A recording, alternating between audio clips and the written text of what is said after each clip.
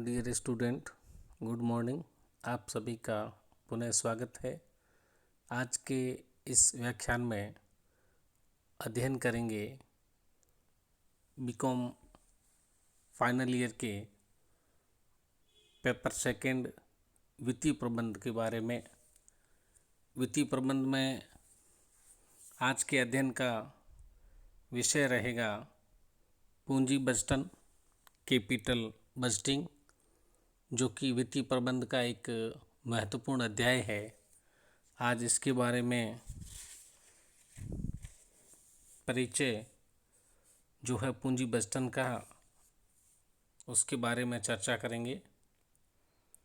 पूंजी बजटन क्या है, इसका क्या अर्थ है, उसके बारे में चर्चा कर लेते हैं।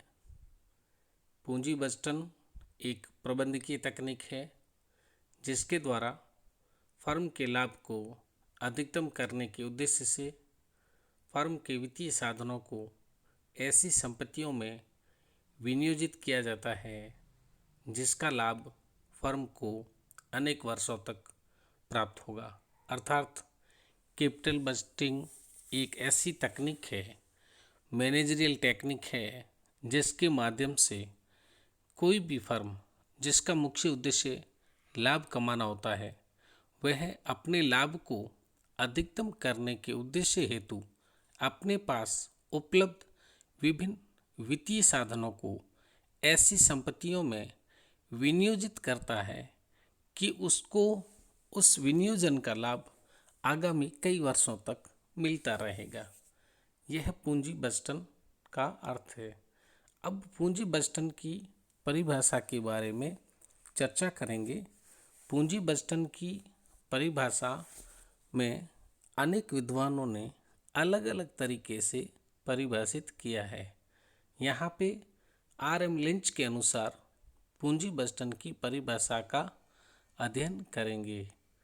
पूंजीगत बजटन संस्था की दीर्घकालीन लाभदायकता को अधिकतम करने के उद्देश्य से उपलब्ध पूंजी के विकास के नियोजन से संबंधित है।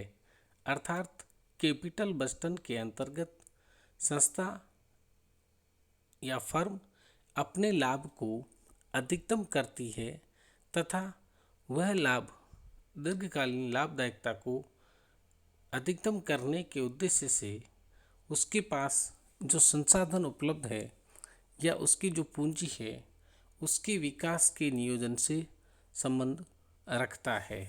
यह पूंजी बजटन की परिभाषा है। अब चर्चा ये करेंगे कि पूंजी बजटन की आवश्यकता क्यों पड़ती है। अर्थात सभी प्रकार के व्यावसायिक उपक्रमों में कुल विनियोग का एक महत्वपूर्ण भाग पूंजी संपत्तियों में विनियोजित किया जाता है। पूंजी संपत्तियों में विनियोग की एक जटिल समस्या होती है। इस जटिल समस्या को पूंजी बजटन द्वारा ही नियंत्रित किया जा सकता है। अर्थात पूंजी बजटन की आवश्यकता क्यों पड़ती है, यहाँ पे कुछ पॉइंट्स दिए गए हैं, उसका क्रमवार अध्ययन करेंगे।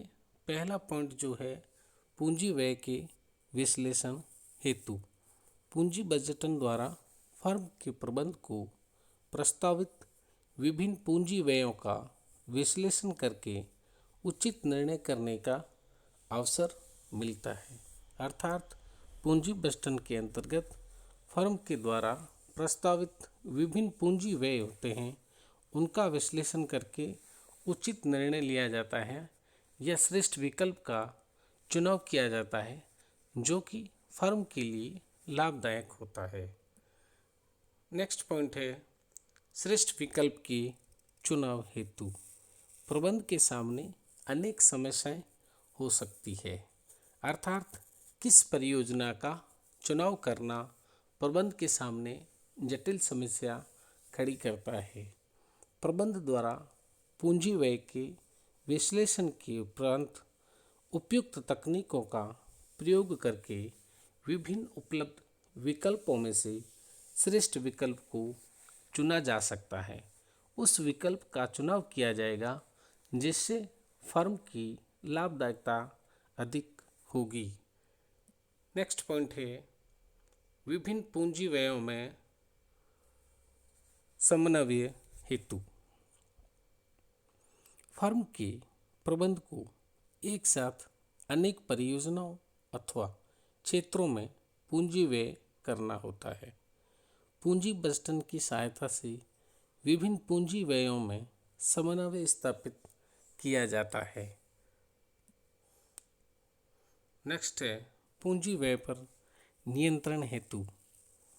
पूंजी संपत्तियों में किए जाने वाले व्यय पर पूंजी बजटन द्वारा प्रभावी नियंत्रण किया जा सकता है।